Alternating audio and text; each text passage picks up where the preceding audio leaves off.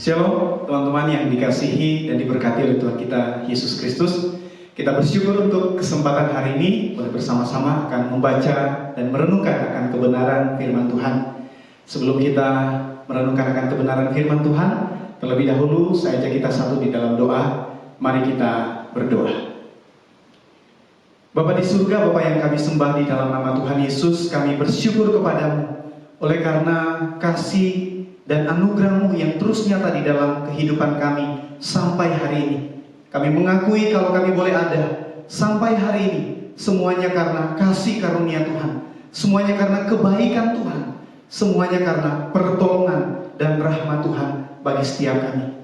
Pada saat ini kami bersama-sama akan mendengarkan kebenaran firman-Mu. Sebagai manusia yang lemah dan terbatas, kami menyadari kami tidak bisa, kami tidak mampu kalau bukan Allah Roh Kudus yang menolong kami. Karena itu hamba-Mu berdoa kiranya Allah Roh Kudus yang menguasai hati dan pikiran kami, bahkan secara khusus hamba-Mu yang akan menyampaikan firman-Mu, menguraikan firman-Mu, kiranya diberikan hikmat oleh Tuhan untuk menyampaikan, menguraikan kebenaran firman-Mu seturut dengan kehendak-Mu. Berkati untuk seluruh teman-teman, walaupun mereka masih belajar dari rumah, kiranya Tuhan menolong mereka untuk mengerti, bahkan kami bersama-sama dimampukan oleh Roh Kudus untuk menjadi pelaku-pelaku firman. Berfirmanlah ya Tuhan, kami semua siap untuk mendengarkan firman-Mu. Dalam nama Tuhan Yesus kami berdoa, kami bersyukur. Amin. Teman-teman yang dikasihi dan diberkati oleh Tuhan kita Yesus Kristus, tema kita hari ini adalah mencintai apa yang Tuhan cintai.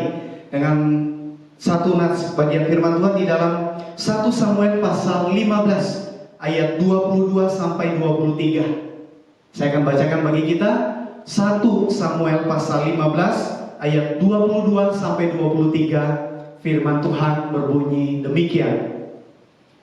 Tetapi jawab Samuel, apakah Tuhan itu berkenan kepada korban bakaran dan korban sembelihan sama seperti kepada mendengarkan suara Tuhan?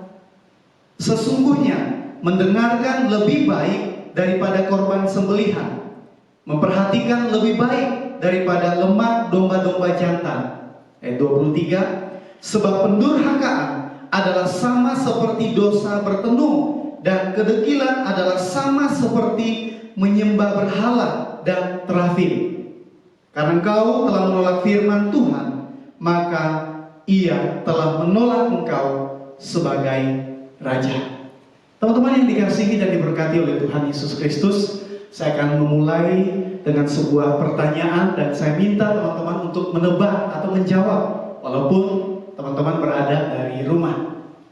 Pertanyaannya adalah, siapakah aku?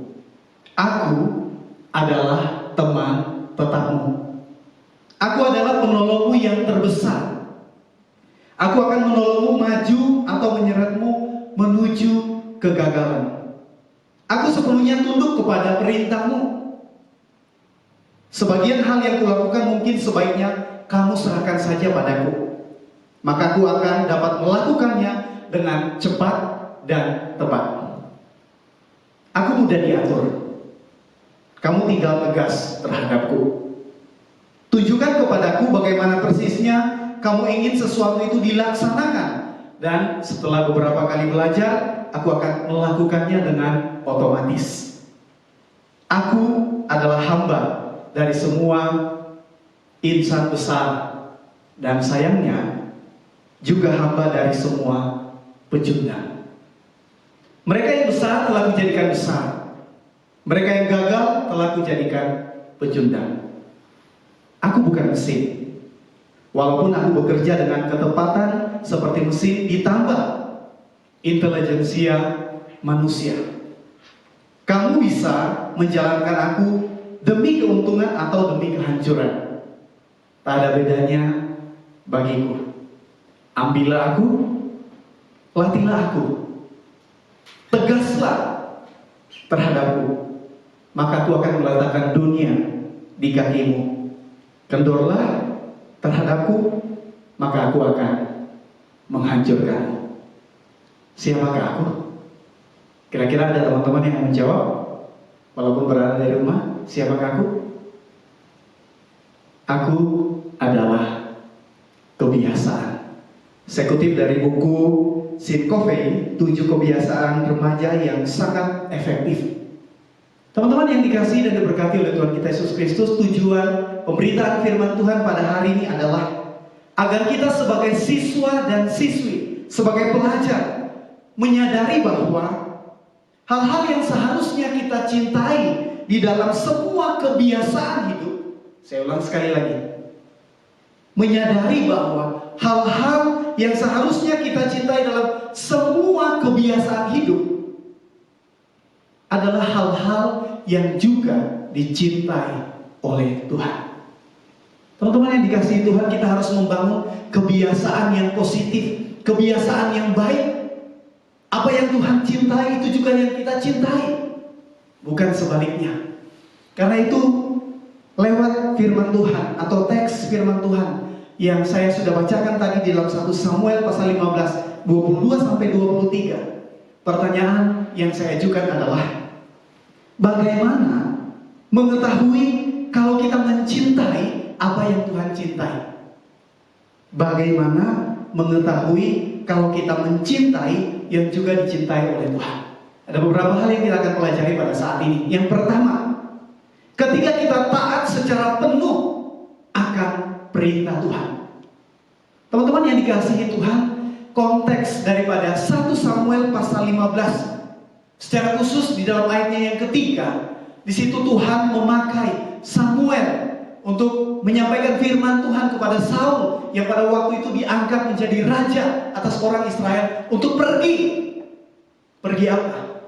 Memerintahkan untuk memusnahkan, menumpas orang Amalek, bahkan semua yang ada, termasuk hewan, lembu, dan semua yang ada. Teman-teman bisa perhatikan di dalam ayatnya yang ketiga. Kemudian Samuel pergi dan memberitahukan itu kepada Saul. Bagaimana respon Saul? Apa yang dilakukan oleh Saul sebagai raja pada waktu itu? Ia memanggil rakyatnya, dia memeriksa barisan. Di dalam pasalnya yang ke-15 di situ dikatakan ada 200.000 pasukan dan 10.000 orang Yehuda. Benar, Saul memukul kalah orang Amalek. Tetapi raja orang Amalek yang bernama Agag ditangkapnya hidup-hidup. Bahkan kalau teman-teman perhatikan di dalam 1 Samuel pasal 15, rakyatnya itu menyelamatkan lembu domba yang terbaik dengan alasan mereka akan persembahkan itu kepada Tuhan. Kalau kita lihat sepintas, sepertinya Saul taat. Tetapi kalau kita baca di dalam ayatnya yang ke-11, Allah menyesal. Dikatakan, aku menyesal karena aku telah menjadikan Saul raja, sebab ia telah berbalik daripada aku dan tidak melaksanakan firman-Ku. Kalau saya boleh singkat, kalau saya boleh katakan, Saul tidak taat secara total. Saul tidak taat secara penuh. Karena jelas di dalam ayatnya yang ketiga, pergi kalahkanlah, tumpas segala yang ada. Artinya semua, tidak ada yang tersisa. Teman-teman yang dikasihi dan diberkati oleh Tuhan kita Yesus Kristus, ketika kita mencintai apa yang Tuhan cintai, saya dan teman-teman harus belajar taat secara total, taat secara penuh. Ayat 23 bagian akhir dikatakan, karena engkau menolak firman, maka ia telah menolak engkau menjadi raja. Teman-teman yang dikasihi Tuhan, dalam sebuah penulisan karya ilmiah biasanya ada aturan umum. Misalnya ukuran kertas itu sudah ditentukan A4, marginnya 433. Misalnya kalau ada abstrak itu aturan spasinya 1, kalau paragraf spasinya 1,5 dan seterusnya. Huruf biasanya dipakai Times New Roman 12. Kalau seseorang atau siswa atau pelajar tidak mengikuti akan aturan tersebut, sebagus apapun tulisannya pasti ditolak. Kenapa? Karena dia tidak mengikuti aturan-aturan yang sudah ditetapkan sebagaimana aturan yang ada. Izinkan saya bertanya kepada teman-teman. Pernahkah teman-teman mengerjakan tugas dan kemudian teman-teman mengumpulkan itu kepada guru dan tugas teman-teman ditolak oleh guru? Pernah ditolak oleh guru? Kenapa? Pasti ada alasannya.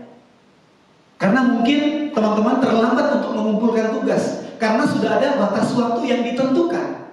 Saudara terlambat dan akhirnya guru itu mungkin menolak atau tidak sesuai dengan ketentuan, tidak sesuai dengan aturan yang sudah ditentukan oleh guru, oleh sekolah, sehingga tugas saudara ditolak. Teman-teman yang dikasihi Tuhan, di dalam konteks sekolah, teman-teman harus belajar taat aturan yang dibuat oleh sekolah. Mungkin bagi kita akan menyulitkan. Aturan dibuat agar tertib, agar semua berjalan dengan baik, dengan lancar. Pasti untuk kebaikan bersama, bukan hanya untuk kebaikan sepihak. Teman-teman yang dikasihi Tuhan, sebagai seorang pelajar, sebagai seorang siswa-siswi, mari kita belajar membangun kebiasaan sejak dini. Sejak sekarang, jangan tunda bangun kebiasaan, habit yang positif, yang baik. Terlebih kebiasaan untuk taat secara total, taat secara penuh akan perintah Tuhan. Apa dasarnya kalau saya dan teman-teman itu ingin taat? Apa dasarnya? Ada yang taat karena takut. Misalnya, saya coba akan taat agar saya tidak mendapat hukuman di sekolah. Saya takut sama orang tua saya. Nanti saya mendapat hukuman atau saya dimarah oleh orang tua, makanya saya takut. Saya akan taat karena kalau saya taat itu menguntungkan buat saya. Saya akan taat supaya saya mendapat nilai yang tertinggi. Misalnya dari seorang guru, sama guru ini saya akan taat. Supaya apa? Supaya saya mendapat keuntungan atau supaya saya mendapatkan nilai yang terbaik, nilai yang tertinggi. Ada juga yang taat karena tradisi, tetapi kehilangan makna. Apa yang seharusnya memotivasi atau mendasari saya dan teman-teman untuk taat?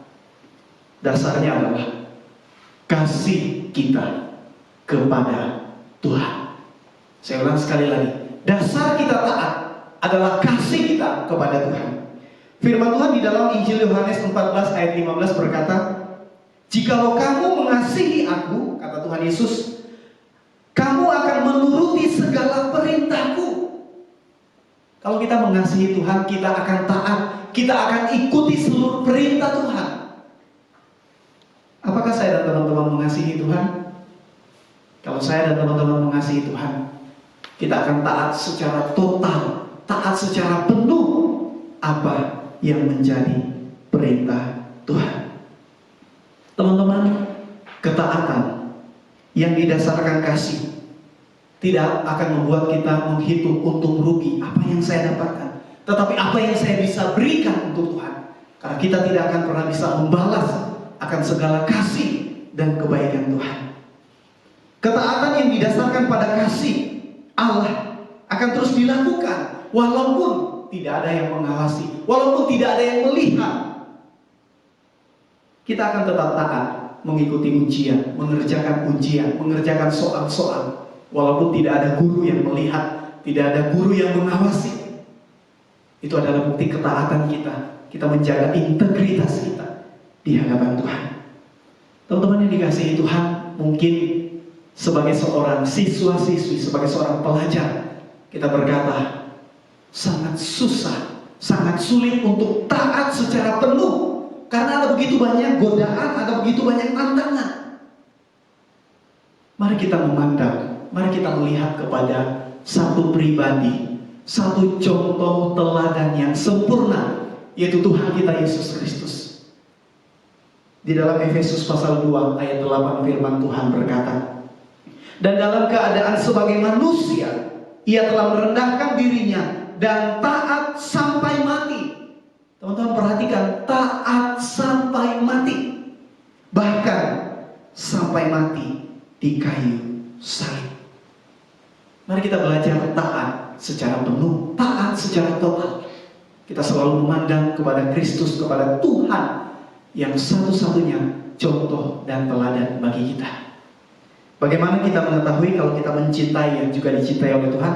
Teman-teman, kita belajar taat secara total, taat secara penuh apa yang menjadi perintah Tuhan. Yang kedua, bagaimana mengetahui kalau kita mencintai yang juga dicintai oleh Tuhan? Saudara-saudara, teman-teman, ketika kita memberi dengan ketaatan. Teman-teman yang dikasihi Tuhan, ayat 21 itu merupakan jawaban atau pembelaan dari Saul, bahwa jarahan mereka, kambing domba, lembu-lembu yang terbaik itu akan dipersembahkan kepada Tuhan. Kalau kita baca ayat 22 dan 23, teman-teman, sepertinya kita akan mengambil kesimpulan bahwa Tuhan itu menolak korban. Sedangkan di dalam bagian-bagian yang lain, Allah sendiri memerintahkan agar umat itu memberikan persembahan korban. Apakah ini bertentangan? Tentunya tidak. Yang Tuhan mau adalah ketika kita memberi kepada Tuhan, harus disertai dengan ketaatan. Saul dan seluruh rakyat pada waktu itu tidak taat.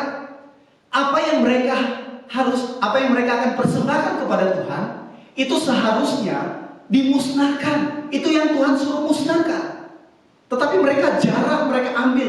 Dan mereka dengan alasan bahwa yang mereka pilih yang terbaik, mereka akan persembahkan kepada Tuhan. Di dalam Amsal pasal 21 ayat 3 berkata, melakukan kebenaran dan keadilan lebih dikenan Tuhan daripada korban. Bahkan kalau di dalam konteks Mazmur, teman-teman, firman Tuhan jelas berkata, tidak usah aku mengambil lembu dari rumahmu atau kambing jantan dari kandangmu. Jika aku lapar, tidak usah aku katakan kepadamu, sebab punya kulah dunia dan segala isinya, termaksud seluruh hewan, kambing, domba, lembu, semuanya adalah milik Tuhan. Daud pernah ada di dalam situasi yang sulit. Ketika dia berdosa, dia mengakui dosanya, dan dia sadar di hadapan Tuhan. Dia berkata dalam Mazmur 51, korban sembelihan kepada Allah ialah jiwa yang hancur, hati yang patah dan remuk tidak akan kau pandang hina, ya Allah. Bukan berarti dalam konteks ini Tuhan menolak korban, tidak. Tetapi ketika mereka memberi, harus disertai dengan ketaatan. Artinya kita tidak bisa pisahkan, teman-teman. Apa yang kita beri, kita harus sertai dengan kehidupan yang taat di hadapan Tuhan. Kita tidak bisa memisah-misahkan, karena seluruh hidup kita itu menjadi satu kesatuan. Dan itu yang kita persembahkan kepada Tuhan.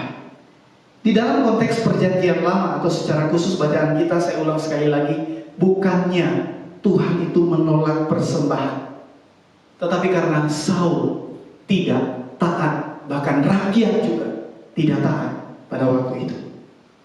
Lalu mungkin ada yang bertanya, bagaimana dengan konteks kita hari ini, konteks kita saat ini? Teman-teman yang dikasihi Tuhan, konteks kita hari ini, sekarang ini, kita tidak lagi memberikan persembahan korban, karena Yesus Kristus merupakan satu-satunya korban yang sempurna dan sudah selesai. Sehingga kita tidak perlu lagi memberikan dalam pengertian korban sembelihan, tidak. Teman-teman yang dikasihi dan diberkati oleh Tuhan kita Yesus Kristus, ketika kita ingin mendapat nilai yang baik, nilai yang tinggi, itu bagus. Tetapi bukan hasil kerjasama, bukan hasil contekan. Kita memberikan nilai kepada orang tua, Pak, Ma, lihat nih, nilai saya tinggi. Tetapi itu bukan hasil kerja keras kita, itu bukan hasil usaha kita, tetapi itu hasil kerjasama dengan orang lain. Tentunya Tuhan tidak berkenan. Yang Tuhan mau ketika kita memberi dengan ketaatan. Kita ingin menjadi terkenal bukan dengan mengikuti jalan yang ditawarkan oleh dunia, kita menjadi serupa dengan dunia, tidak. Tetapi apa yang berkenan kepada Tuhan. Bagaimana mengetahui kalau kita mencintai yang juga Tuhan cintai? Satu, taat secara penuh perintah Tuhan. Yang kedua, memberi dengan ketaatan. Yang ketiga, yang terakhir. Saudara, teman-teman, ketika kita takut kepada Tuhan, bukan pada manusia. Ada yang menarik di dalam ayat 24. Kalau teman-teman perhatikan 1 Samuel pasal 15 ayat 24, di situ Saul mengaku dosanya bahwa ia melangkahi titah Tuhan. Tetapi ia mengatakan bahwa aku takut kepada rakyat, karena itu aku mengabulkan permintaan mereka. Teman-teman, kepada siapa seharusnya Saul itu takut? Bukankah Tuhan yang adalah Tuhan pencipta langit dan bumi, Tuhan yang mengangkat dia menjadi raja? Seharusnya Saul takut kepada Tuhan yang mengangkat dia menjadi raja, bukan kepada rakyat yang pada waktu itu bersama-sama dengan dia. Benar, Saul mengaku dosanya, tetapi ia menyalahkan rakyat. Bukankah kita juga pernah melakukan hal yang sama? Iya, saya salah, tapi kan dia juga. Saya salah, tapi dia juga loh. Kemudian kita menyalahkan lingkungan sekitar kita menyalahkan orang-orang yang ada di sekitar kita. Kita berusaha untuk membenarkan diri kita, padahal kita yang salah. Takut kepada Tuhan berarti menghormati Tuhan, mengakui dia sebagai Tuhan dan Raja. Taat ketika kita mengikuti akan perintahnya. Amsal pertama ayat yang ke-7 berkata, takut akan Tuhan adalah permulaan pengetahuan, tetapi orang bodoh menghina hikmat dan didikan.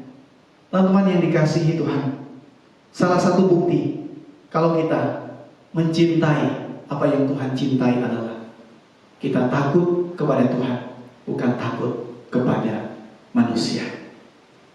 Saya tahu di masa-masa pandemi ini, di masa-masa yang sulit ini, ada begitu banyak tantangan, ada begitu banyak pergumulan, ada begitu banyak kesulitan kita diperhadapkan. Masihkah kita mau takut akan Tuhan?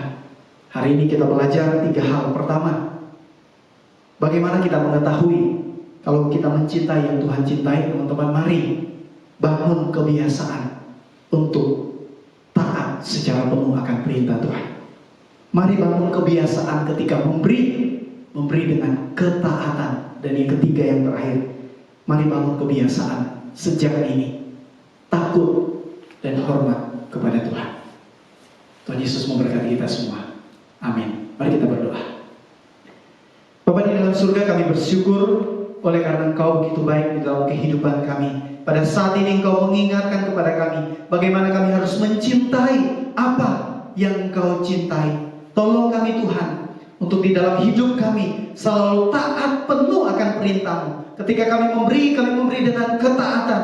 Dan kami belajar untuk membangun kebiasaan sejak ini untuk takut, untuk hormat kepada Tuhan.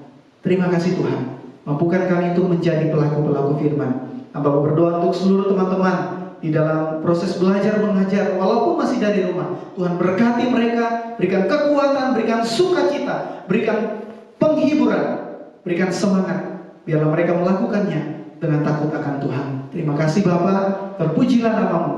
Dalam nama Tuhan Yesus kami berdoa, kami bersyukur. Amin.